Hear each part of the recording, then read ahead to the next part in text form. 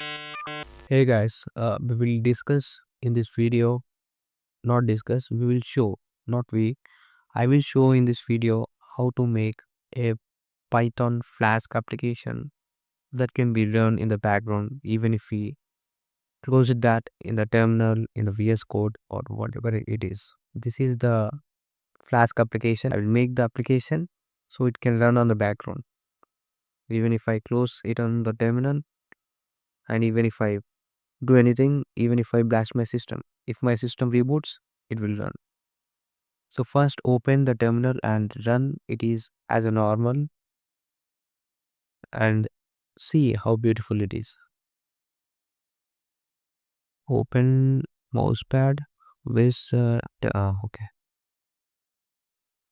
So maybe my terminal is looks something very difficult using this because I just lost my ZSHRC file. So by doing some silly things. So leave it. I will bash this. I don't know how this working. So you are in the desktop tools with the Flask application was there. Let's run this. Python. First list what are the files are here. Okay. So this is the file we have to run that. Python main.py. Python not found. My system don't know what is Python. My system was lazy. Let's open the what is for stat. Okay. Let's activate the virtual environment. Source when bin activate and now run the application. So it was running. Let's open this control plus click and refresh. It was running. So this is the beautiful application. We in this video we will make this run on the background. Okay. And if I close the application here using control plus C, it was smashed. Let's open the browser. Control shift R. Unable to connect. The browser can't connect. So what is the process means we need to understand how the background process works in the Kali Linux or any Linux distribution or Linux system. So if you are seeing this screen or terminal or whatever screen, because we can take the screen as example because screen will always run, so it may be considered as a background process. So how it runs in the background when the system was boots. So this is because there is a folder that was separately created for this, and there we need to create a file, and in the file we have to give the command which will start the application. Let's open the terminal. Let's zoom in. You don't need to zoom in. And as I said, there is a folder for the background process separately. So the folder is etc and systemd and system. So this process, the process where we makes a task or a program or a script making it a background service, it's demonizing an application. So cd change it to the directory and list what are the things are there, not that ls. Okay, there is a Bluetooth service. So you can see free desktop. So there's a desktop service also. So that's why we are seeing the this amazing desktop. So here we need to create a service. So in the file that we need to give a name like tools dot service or whatever it may be. But in the extension should be dot service. Okay, okay. We have understand the 50% of the thing. Now we need to create the file which is so much hard of the part. Not hard of the part. It's the hardest part. Okay. So I want to create a file here. Open the nano. Give it any name. tools or bg service, no, tools dot service dot service. Okay, but there's something. Directory is not writable. Let's control X.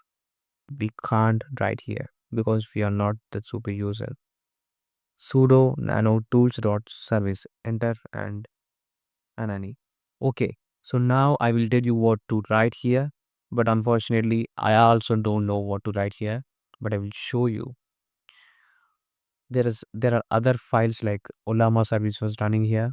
So just see what the syntax or the code in that file and just copy that and paste that. This is very easy, bro. So cat Ollama dot service. Okay, the syntax was this. It has some blocks, it has some brackets, some is equal signs, and it has some user, ExecStart, all these things.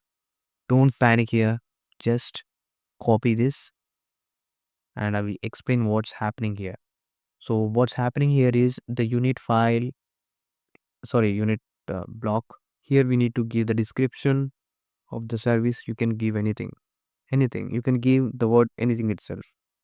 And after, just leave it as it is. And service, what the service you want to learn. The main thing is here, the oldest part, ExecStart. So we need to give the command which will start our Flask application here. So here the Ollama service using this command to uh, make the some service that can be that can be accessed, not accessed, that that were running, that can be run on the background. I think I need to go to an English school. So, okay, leave it. So let's copy and let's open that nano. What is nano? Okay, first we need to give sudo nano. What's next? Need to give a file name. What's the file name? Tools.service. The extension should be service, the name. It's your choice. Control Shift V. And to copy, Control Shift C. Control Shift V. Not this. Close this. Okay. Target. Okay. Now let's remove some waste part from here. Okay. Select below the group and Control K. We don't need them. And to make things run easily and smoothly, we need to give here the root. Who will run the service? What the group or what the user? If you don't know about users and groups in Linux system, you are you are a very intelligent person and you actually don't need it. Just give root and group here. But if you know, okay, bro, you are in a good place. And here we need to give the command. What command? What command will run the application itself? Which first thing I need to enable the virtual environment and then I need to give the Python main.py. But here another twist and another hardest part is we need to start the application from this file. Like if for suppose if you are in this directory, how you can start your application from here? It's simple. We have to give the full path of our Flask application, that like the main.py, and we need to start it using Python. So first we need to know how to start our application uh, from here. So I know like with the application Flask application was, it was in the desktop and toolsapp desktop toolsapp. Okay, it was directory. I need to cd change the directory to that. Okay, so here it was we need to run this file using this virtual environment. In this virtual environment, there is Python. So we need to give the Python, we need to run the Python, the application, the file. We need to file application Python. No. Python application run. No, we need to run the file using Python. Okay. Okay, we need to run the file using the Python. So Python main.py. Python was not found. So let's give the venv and venv bin, and here the Python was hidden. Python come here and start the main.py. He was running. Okay, we know how we can give a command to start the Python. I don't know why it was not starting. Okay, leave that. We got some error. So leave that, leave that, leave that. Oh my god. Oh, clear that. So we need to give the full path of this, like home, or not even the home. Oh, okay. Home, anani. Let's pwd. Let's copy this, which is the path of this directory. Control V, and here when bin Python. Now we have the access of Python in the virtual environment. Then what this Python has to do? It should run the main.py in this folder. So in this folder means we need to give the folder path and main.py. So now it will run the application. So I don't know why it was not running.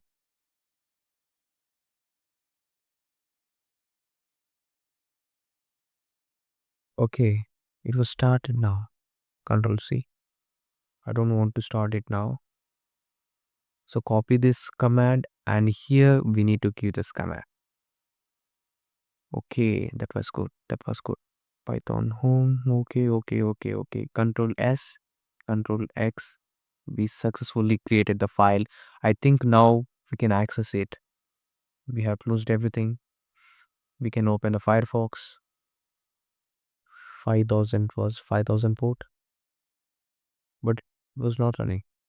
It was not running because we need to update the system FD. We need to update this person, or we need to update the person who handled the background background services. Like, hey guy, another service was added, update and start the service. We need to update it and we need to start it. So let's do that. So to update, sudo system ctl daemon reload. It was reloaded, and next we need to start the process. Systemctl start tools dot service, enter. I think it was running. Oh my god, it was running, bro. It was running. So it was running. If I exit this terminal, if we exit this terminal, if I exit this terminal, if I exit this terminal, if I exit terminal was exited. Now refresh this. Oh my god, it was running. And let's first check this application. It can download videos from the internet. Let's give it a task, bro. I don't want to download a big video, but I want to download a short video like this. So let's copy this and stop your nonsense. Give it download video. It should download the video, or else everything was. Is it downloaded?